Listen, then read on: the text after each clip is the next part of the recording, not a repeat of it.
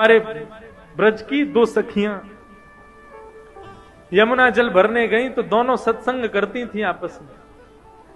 दोनों आपस में कहे, बोले भैया हमने कन्हैया की कथा तो बहुत सुनी लेकिन कन्हैया कभी देखे नहीं है।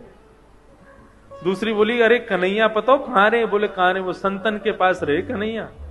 अच्छा, बोले कहां पे? वो संतन के संग झोली रहे ना, वह झोली में बैठो रहे अंदर कन्हैया। अच्छा, कब मिलेगो हमें, कब दर्शन देगो झोली से निकल के? तभी एक संत वहां पर आकर के यमुना किनारे बैठे, उन्होंने अपना झोली कमंडल सब उतार के वहां रख दिया और स्वयं यमुना जी में स्नान करने चले गए। अब तो दोनों सखी बोली, बोले भैया या की कमंडल या की झोली में जरूर कन्हैया बैठे होंगे, चल चल के दर्शन करें। बोले कहीं संत निकल के नहीं आ जाए। बोले अरे जितने में आवे को इतने तो हम देख के वाकू भाग जाएंगे। अब संत की झोली खोली, झोली में खूब सारे ग्रंथ निकले, ग्रंथों को निकाला, आदि आदि सब निकाले। नन्हे से डिब्बे में डिब्बा खोल करके देखा, डिब्बे में से कपड़ा हटाया तो लड्डू गोपाल उसमें विराजमान। अब तो सखियां दोनों आपस में, देख देख गोपाल जी, देखी बेटो कन्हैया।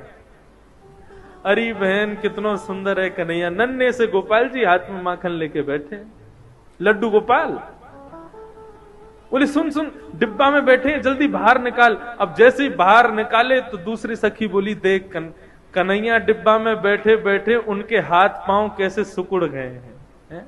अब लड्डू गोपाल के तो हाथ पांव ऐसे ही रहते हैं, लेकिन गोपी का भाव कैसा? बोले देख हाथ पांव डिब्बा में बैठने से सिकुड़ गए इनके। चल मेरे पास मक्खन रखो, इन्हें मक्खन से मालिश करके इनके हाथ पामन को सीधो कर दूं। अब तो मक्खन से जैसे ही मालिश करनी शुरू करी, करते करते करते करते लड्डू गोपाल भगवान खड़े हो गए, पैर भी सीधे हो गए, हाथ भी सीधे हो गए, कन्हैया खड़े हो गए। जैसे ही खड़े हुए इतने में संत आए, और संत जैसे ही आए तुरंत कन्हैया को रख करके डिब्बे में भागी वहां से। संत ने आकर के देखा तो लड्डू गोपाल, जो कि लड्डू गोपाल के रूप में थे, वो खड़े हो गए हैं। संत ने तो कहा कि अब उन सखी रुकती तो उनको प्रणाम करता, वो तो चली गई। प्रभु आज आपने बड़ी कृपा करी, आपने ऐसा चमत्कार दिखाया, आज ऐसे स्वरूप में दर्शन दिए। साष्टांग दंडवत करके जैसे ही चरण स्पर्श किए, संत का स्पर्श करते ही लड्डू गोपाल फिर से लड्डू गोपाल बन गए। संत के नेत्रों से आंसू बहने लगे, 2-4 घंटे रोता ही रहा। बोले प्रभु उन सखियों को यह तक नहीं पता कि आपके भोग के लिए मंत्र क्या बोलना चाहिए, आपका स्पर्श कैसे करना चाहिए, आपका भोग कैसे लगाना चाहिए। ऐसी अबोध उन सखियों के भाव से आप सीधे हो गए, और मैं जिसने आपकी प्राप्ति के लिए घर छोड़ा, परिवार छोड़ा, सब कुछ छोड़ के सन्यासी बना, मेरे स्पर्श करते ही आप फिर से लड्डू गोपाल बन गए। क्यों? आपको मैं प्रिय नहीं हूं?